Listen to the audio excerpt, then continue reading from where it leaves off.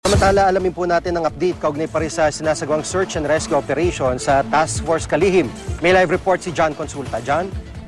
Yes, Gigi, nakabalik na itong mga divers na mga panyaga, na mga foreign divers na tinatawag na technical diver dahil ito yung mga specialized diver na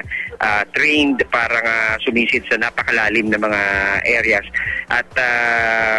mga pasado alas 4 nang sila na bumalik nga dito sa command center at sa mga oras ito, Gigi, ay nagsasagawa sila ngayon ng isang briefing doon sa isinagawa nga nilang pagsisid dahil particular nilang tinarget itong isang quadrant kung saan pinaniniwala ang naroon nga itong wreckage ng bumagsak na Piper Seneca plane na sakay ni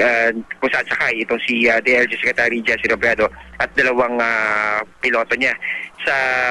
paliwanag ni Secretary Mar Rojas, lahat ng indikasyon kasi Gigi ay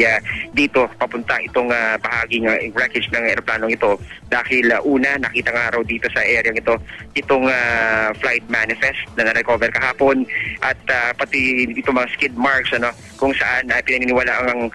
nakaladkad ng malakas na current itong wreckage ng aeroplano kung kaya't nag-iwan nga nitong skid marks at panghuli ay yung rumirehistro, Gigi, na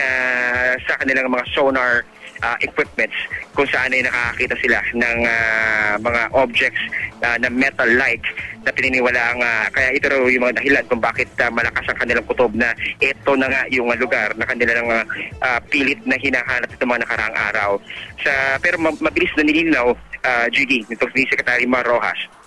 na hanggang sa ngayon ay matatawag pa rin nating search and rescue operations. Sa katunayan ay nagsagawa nga ng 4 na sorties ang mga otoridad, ang task force dito sa area ng Ticao Island kung saan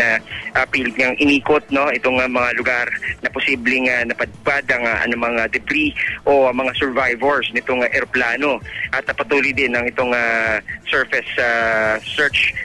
na ginagawa ngayon at pinakalat na sa lahat ng mga barangay officials sa may shoreline ng area ng Ticao na kung saan ay patuloy ang kanilang pagmamatsyag at pagiging alerto sakaling meron nga silang mamataan na nanggaling mula sa bumagsak na aeroplano. So, antabayan lang natin, Gigi, kung ano yung magiging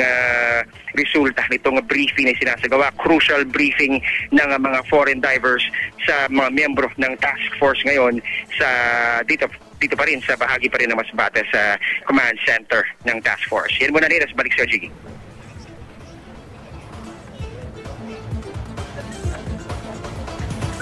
Maraming salamat, John Consulta.